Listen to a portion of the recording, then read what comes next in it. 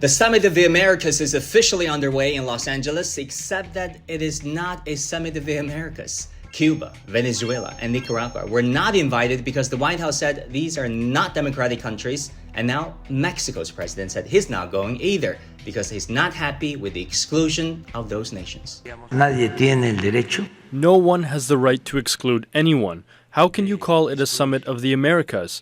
Where are the excluded countries from? Another continent? Another galaxy? Another planet? Bolivia, Honduras, and Guatemala also refused to go, so let's call it what it is. It is a Summit of America plus its regional friends. I mean, how can you claim it a Summit of the Americas when you don't have Mexico, Cuba, and half of Central America? Now, if you look at the agenda of the summit, it makes even less sense not to have some of these countries. The White House said the summit will deal with illegal immigration. But how can you deal with illegal immigration without the leader of Mexico, the country where more than 80% of migrants to the US come from?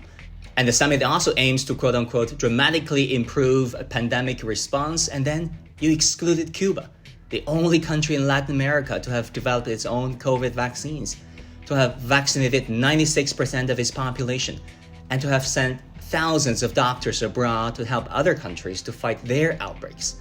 So if Washington really meant to quote-unquote improve pandemic response, why not at least listen to Cuba's experience throughout this pandemic? For decades, America's isolation of Cuba defeats the purpose of helping the Cuban people. We all know that.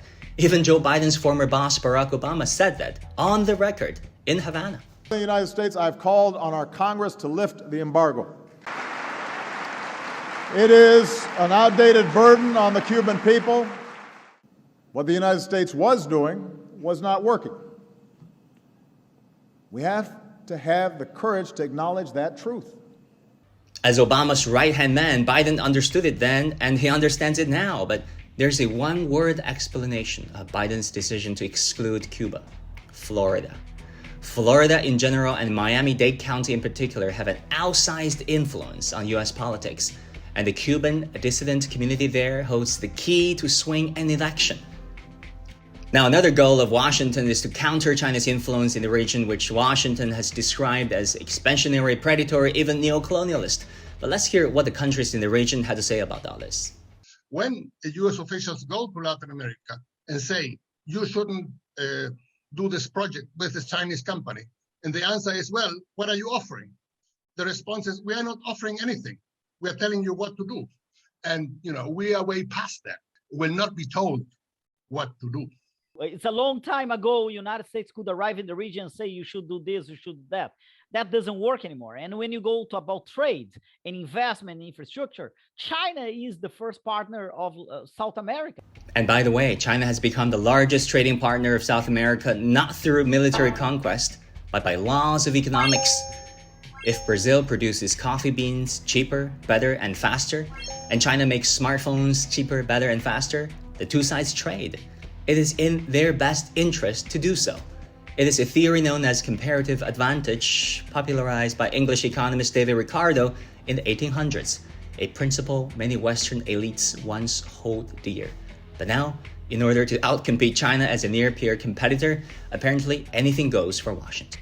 Now, if people do want to compete, how about competing to give a helping hand? So far, China has delivered 300 million vaccine doses to Latin America, and the US has delivered 62 million. Now back to the Summit of the Americas. Let's hope it can focus on resolving real issues instead of window dressing them to score political points.